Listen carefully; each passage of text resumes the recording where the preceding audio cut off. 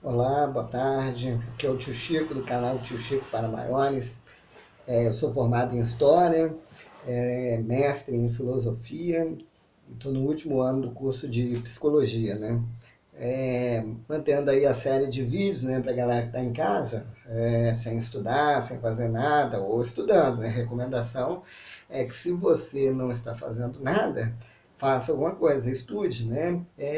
Esse tempo de clausura, né, pode ser utilizado como uma oportunidade para você passar na prova, para você se preparar para a prova do Enem, né? É, Aí para trás no canal tem uns vídeos falando sobre história, tem vários vídeos falando sobre história. Vá neles, dê uma olhadinha neles, que tem coisas que interessam vocês de história do Brasil, né?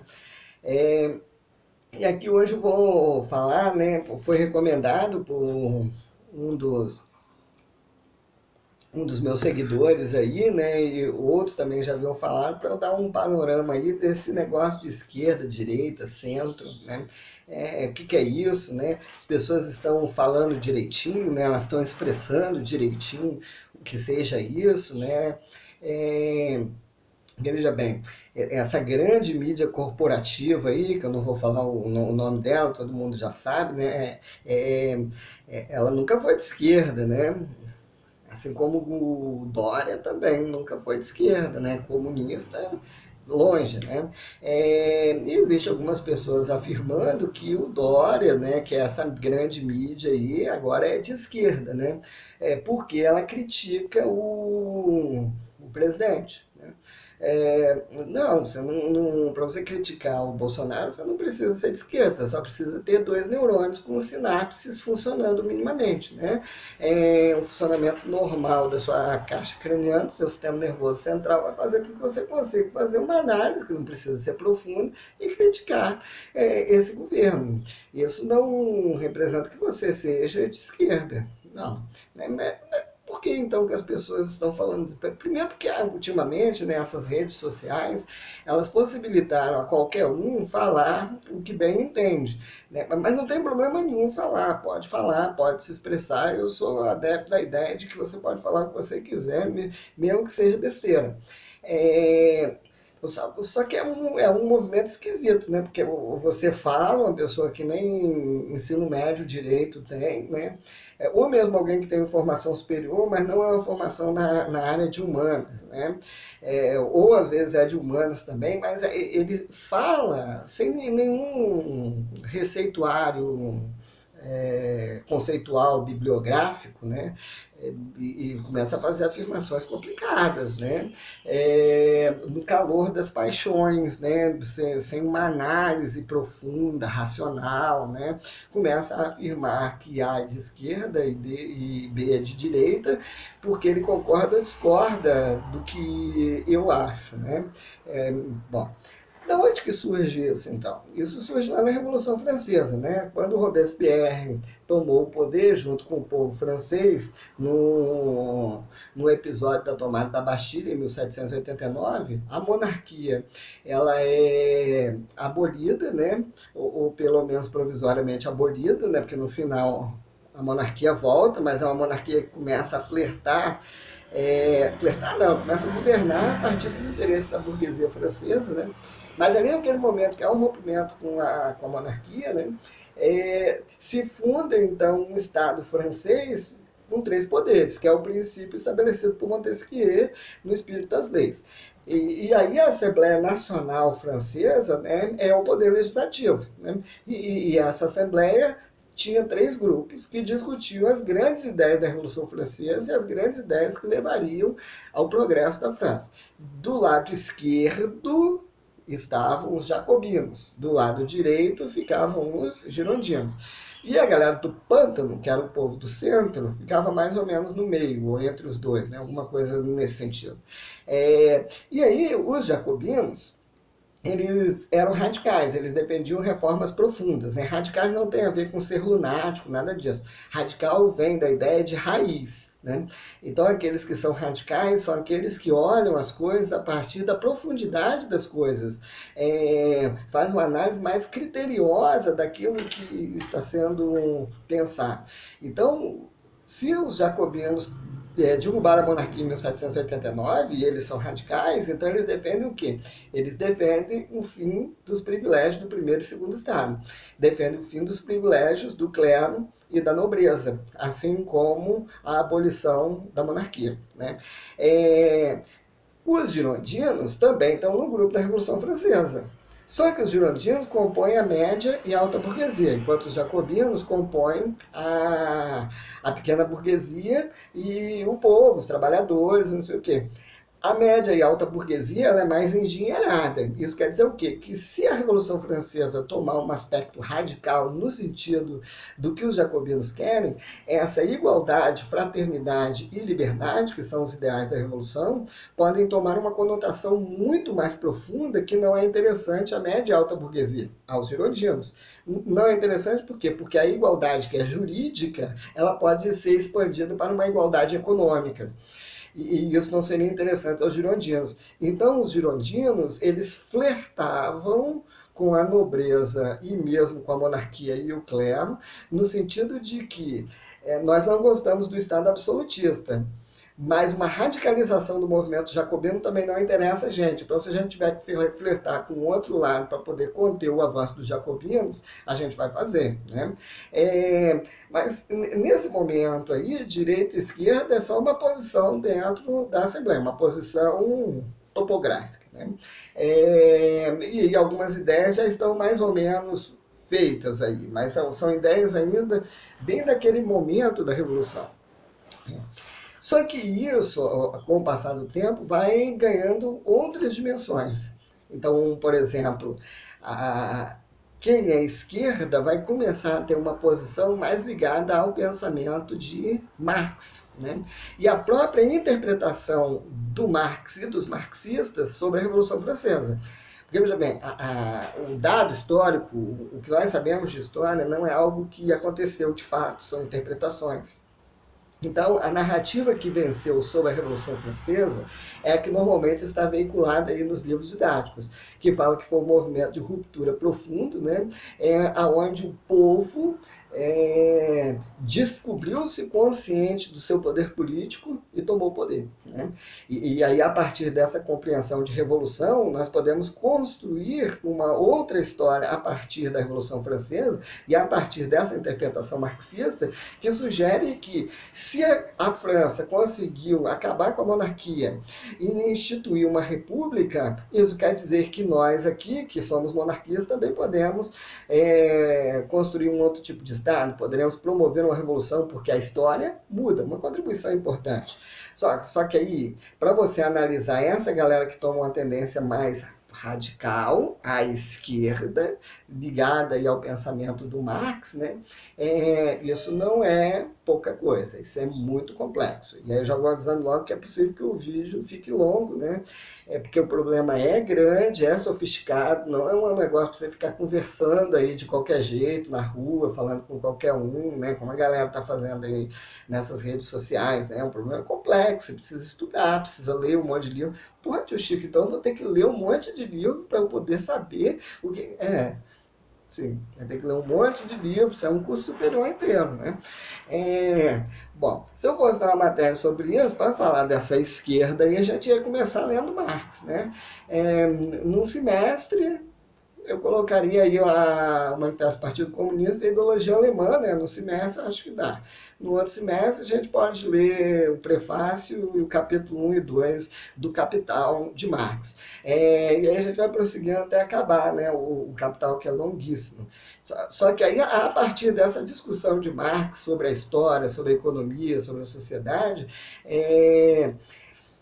vários movimentos políticos e sociais começam a pipocar na Europa, inspirados na Revolução Francesa, inspirados na ideia da transformação social, do uso da história para a transformação social, né?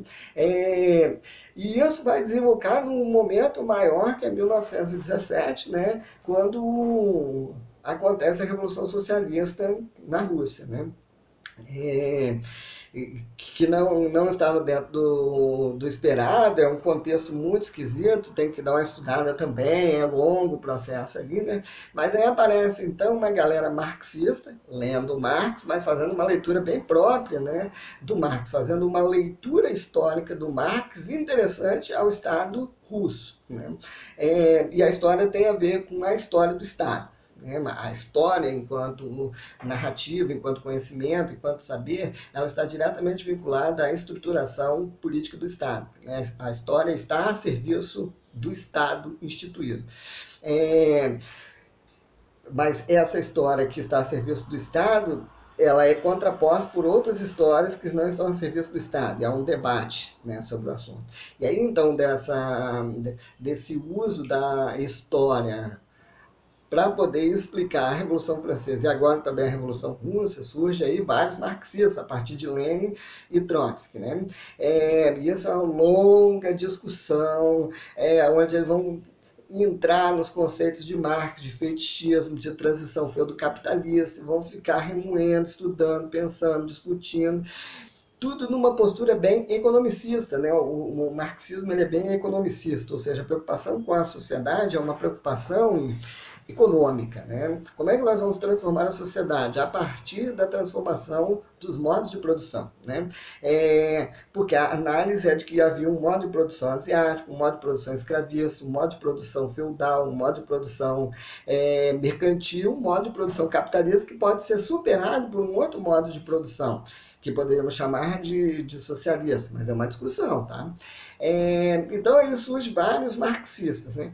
Só que aí esse marxismo teórico é dividido num monte de coisas, marxismo ortodoxo, marxismo-leninismo, marxismo-trotskismo, esse monte de coisa vai entrar em crise quando Stalin o Stalin morre, aí vai ter que ser feito um outro governo depois da Segunda Guerra, né?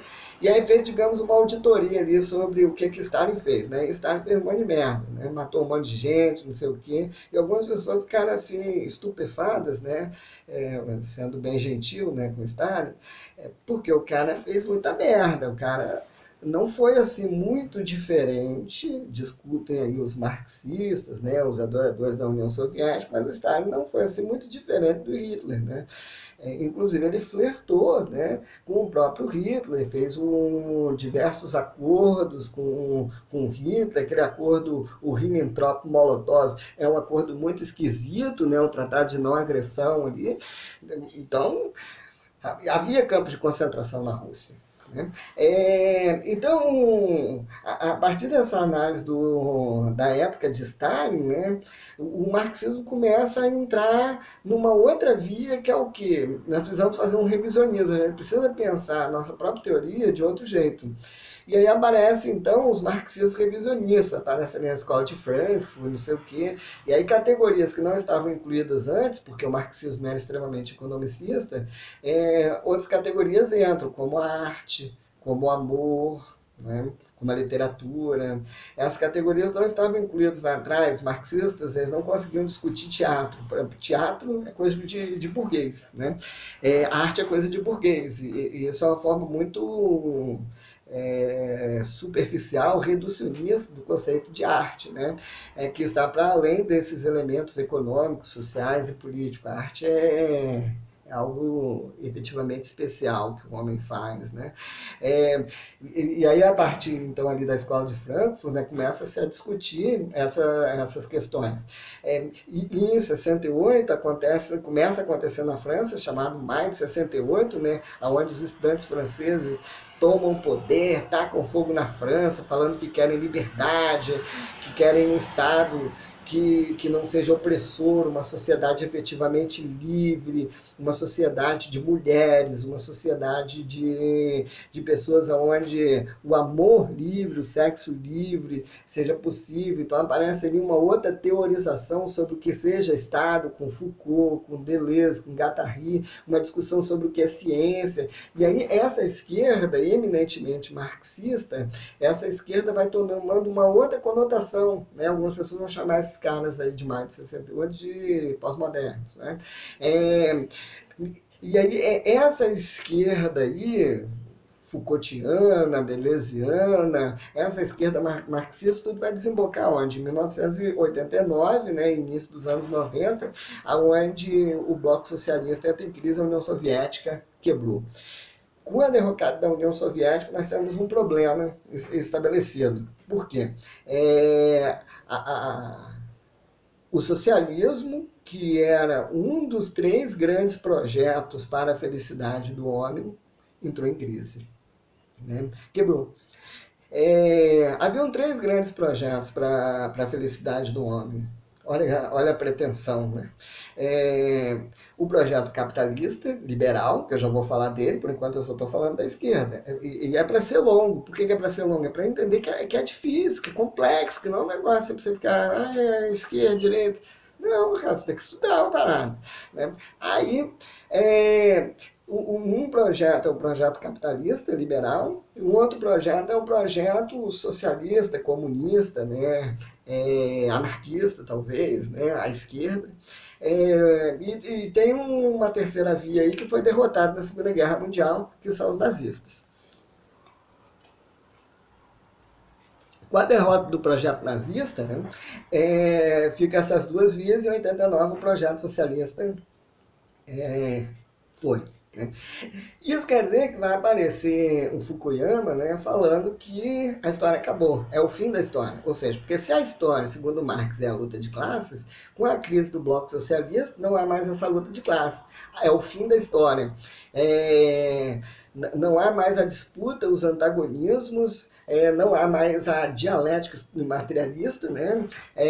E sem a dialética materialista, a história entra num processo de linearidade com o capitalismo. Não é isso, né? Perry Anderson vai vir com uma discussão falando que, criticando Fukuyama, falando que não é isso, que a luta de classes ela permanece, né? Essa luta de classes é o motor que faz a sociedade funcionar para uma transformação social ou para um desenvolvimento liberal, seja lá o que for. Essa luta de classes ela permanece. O movimento dialético materialista é o motor da história, né? Mesmo depois da crise do bloco socialista. Né?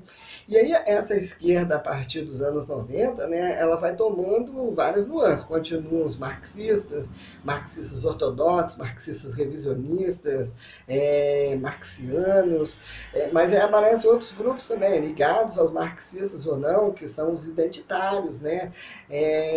As mulheres, o movimento feminista existe desde o século XVIII, com a Revolução Industrial. Né? E na Revolução Francesa também já haviam mulheres reivindicando poder político e fala. Só que o movimento feminista ele ganha conteúdos bastante complexos, né? E força política proeminente em maio de 68, né? O grande movimento. Os anos 60 foram importantes para o movimento feminista, para o movimento negro, né? E essas mulheres, a partir da luta política, a partir dos anos 60 principalmente, chegam aos dias atuais com pautas pululantes, com a luta contra o machismo, o patriarcado, de forma muito contundente. Né? O movimento negro, do mesmo modo, o movimento negro não começou também nos anos 60, em maio de 68, com o movimento de libertação nos Estados Unidos, também na década de 60. Com Martin Luther King, Malcolm X e os Black Panthers. Não, também não começou ali. O movimento negro desde o período colonial, né, aqui no Brasil, né, com a resistência quilombola, não sei o quê. Mas veja bem que essa esquerda se ramificou em um monte de coisa. Né? E existe ainda um outro grupo que é chamado de progressista, que esses progressistas podem ser de esquerda e podem ser de direita também. Percebam como que é complexo? Bom, mas voltando ainda lá nos girondinos agora, né? Eu estava falando da esquerda jacobina, como que essa esquerda jacobina radical ela vai tomando nuances de Marx, marxista, até chegar nos dias de hoje. E aí nós temos os girondinos, né, que era a média e alta burguesia, e isso vai desembocar no que a gente chama de direita hoje. Né? Eles estavam lá sentadinhos do lado direito na Assembleia Nacional Francesa. Como é que vira direita? Né?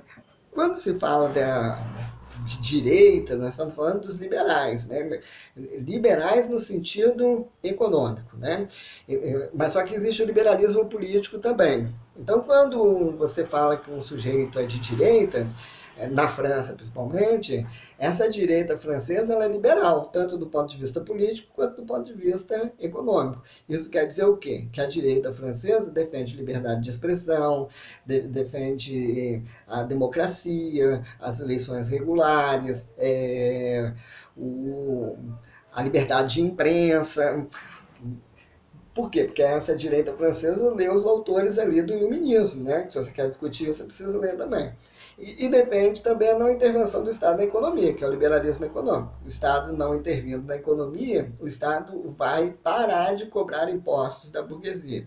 Se o Estado para de cobrar impostos da burguesia, o Estado possibilita ao burguês aumentar a sua taxa de reinvestimento na produção. Se o empresário burguês aumenta a sua taxa de reinvestimento na produção, ele aumenta a produção, aumenta o lucro, e se aumenta o lucro, aumenta a produção, ele gera emprego, que por sua vez vai aumentar mais ainda o lucro dele, porque se gerou mais emprego, vai gerar consumo. E aí você tem uma espiral de crescimento econômico, sem intervenção do Estado na economia. Quando o Estado intervém na economia, essa taxa de reinvestimento, que poderia gerar mais lucro, mais riqueza, essa taxa de reinvestimento diminui, porque o Estado onerou o empresário, né? Então, os liberais vão defender que o Estado não deve intervir na economia, deixa a economia funcionar por ela só, porque existe uma mão invisível do mercado que faz ela funcionar. Só que essa economia entrou em crise, né? Esse modelo liberal entrou em crise, é a crise de 29, a economia americana quebrou, né? A economia americana quebrou, o sistema faliu, e aí, então, como que resolve esse problema? Em 1933, Roosevelt é eleito, acho que é isso mesmo, Roosevelt é eleito, né? E aí o presidente Roosevelt vai adotar o programa keynesiano, né? Keynes vai dizer que não, Adam Smith estava errado. O Estado tem sim que intervir na economia, só que o Estado tem que intervir na economia para poder gerar o welfare state, o estado de bem-estar social. Então o Estado deve gerar qualidade de vida, com escolas, com hospitais, com boas estradas, né? E aí se todo mundo tiver uma mínima qualidade de vida para sobreviver, todo mundo vai crescer, porque está todo mundo em níveis iguais de competição, né? Isso é interessante, porque gera qualidade de vida, e naquele contexto também era interessante para conter o avanço do socialismo, porque a crise de 29 não atingiu a União Soviética. Então ficou parecendo o quê? Que o capitalismo não é legal, ele quebra, ele tem crises cíclicas que fazem com que ele vá a níveis de crises muito profundas, e o socialismo parece que é a saída.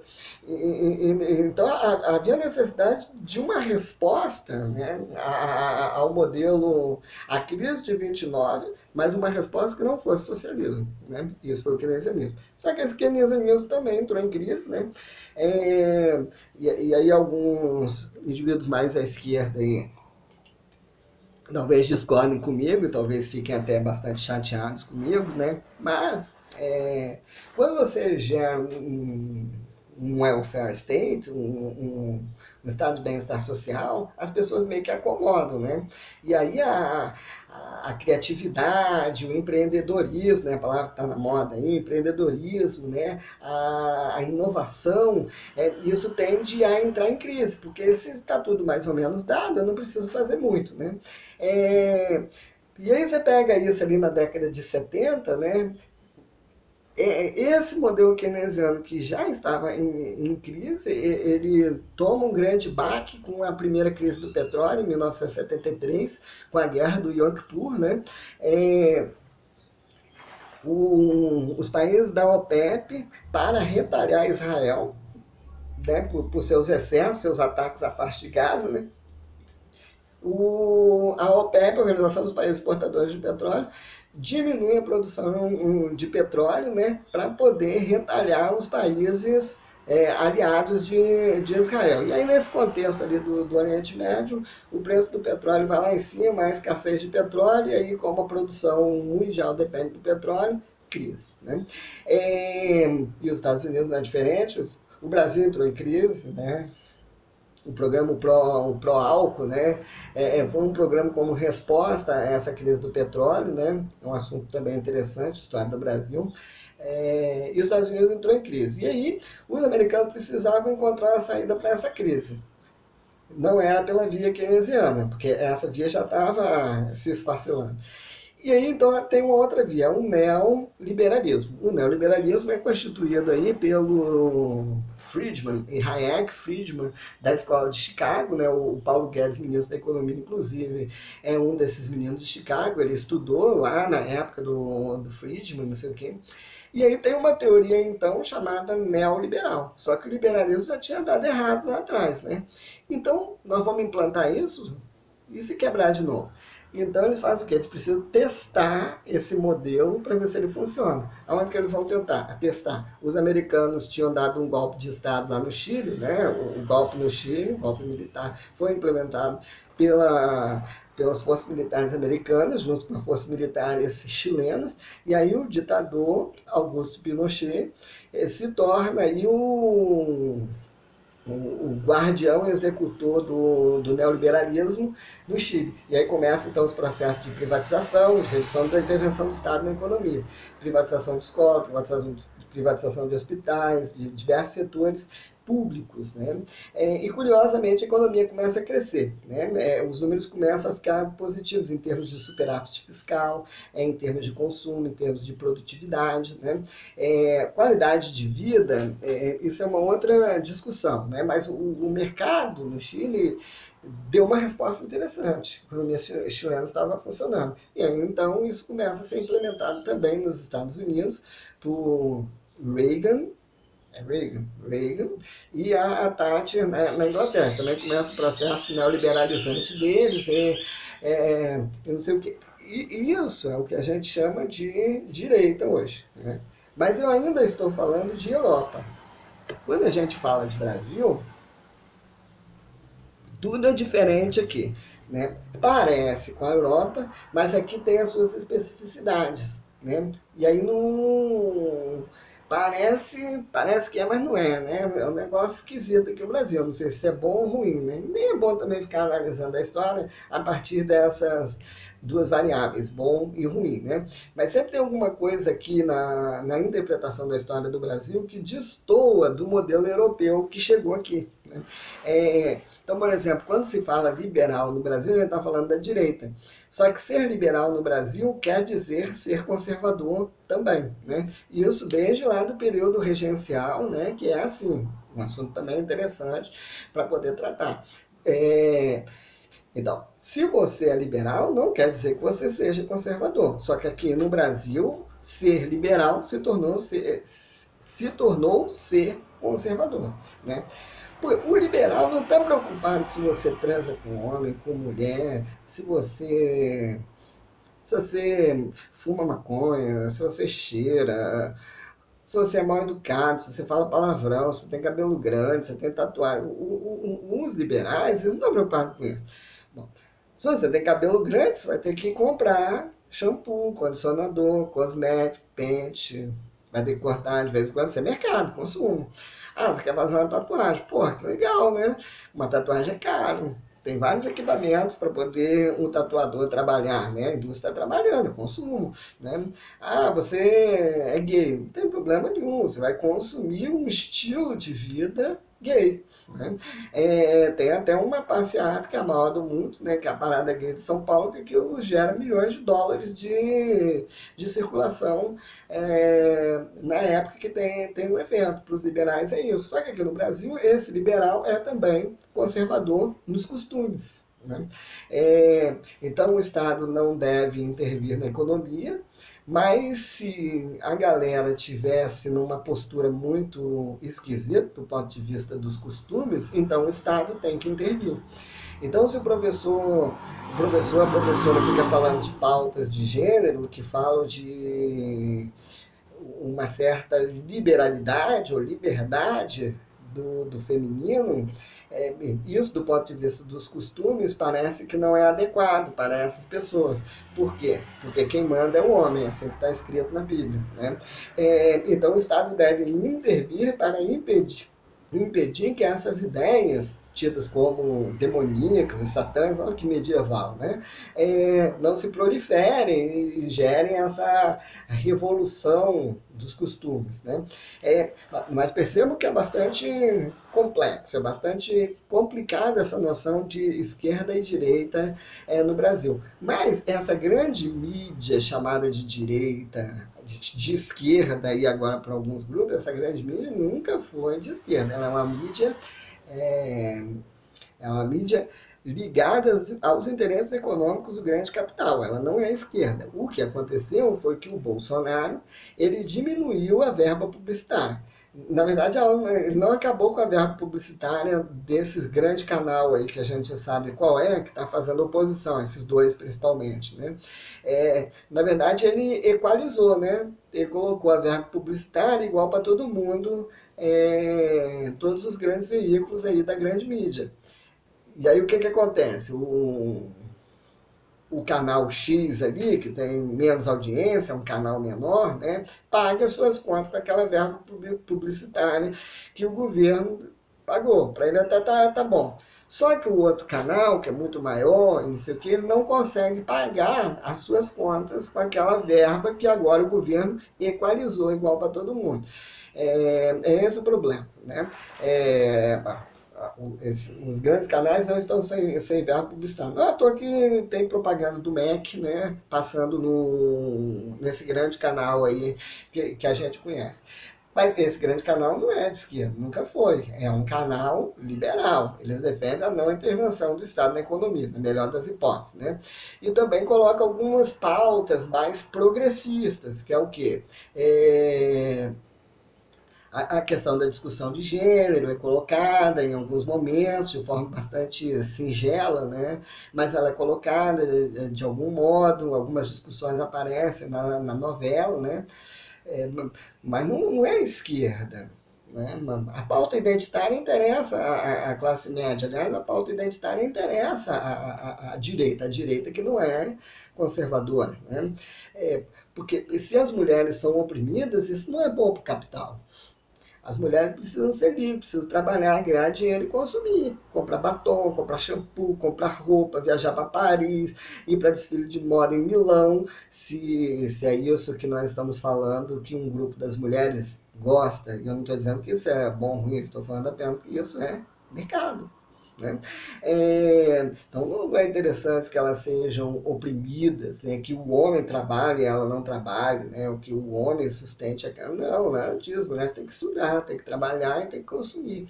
Né? E tem que expor suas ideias também, liberdade de expressão. Né? Mas só que aqui no Brasil essa análise de esquerda e direita ela toma nuances muito específicas. Né? Bom, eu acho que eu dei um panorama geral, né, do que é esquerda e direita, não é tudo, aliás, não chega nem a 1% da discussão que é isso, né? Eu acho que você, da onde você está, não sei em qual nível você está, mas você deve se colocar em questão, será que eu, do alto desse conhecimento que eu tenho, posso realmente afirmar determinadas coisas acerca do que seja direita, esquerda, né?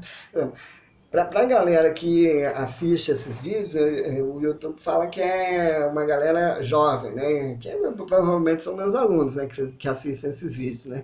Que está aí entre 18, provavelmente, e 30 anos no máximo, né? Basicamente. Se pergunta você, será que eu, do alto desses meus 18 anos, posso entrar, sim, com tanta certeza, nesse debate sobre direita e esquerda? Será? Será que eu tenho condições de falar sobre isso?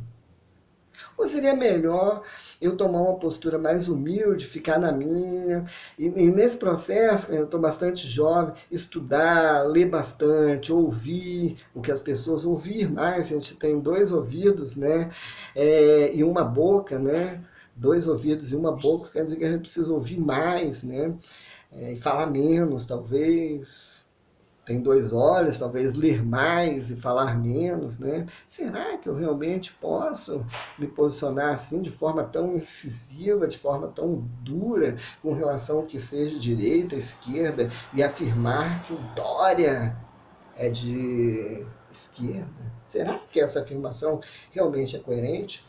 Desculpe, eu me alonguei, é um assunto complexo, é um assunto longo, importante. Se você gostou do vídeo, se as informações foram importantes para a sua reflexão, para a sua formação, dê um like, faça sua inscrição e aperte o sininho. Até a próxima. Boa tarde.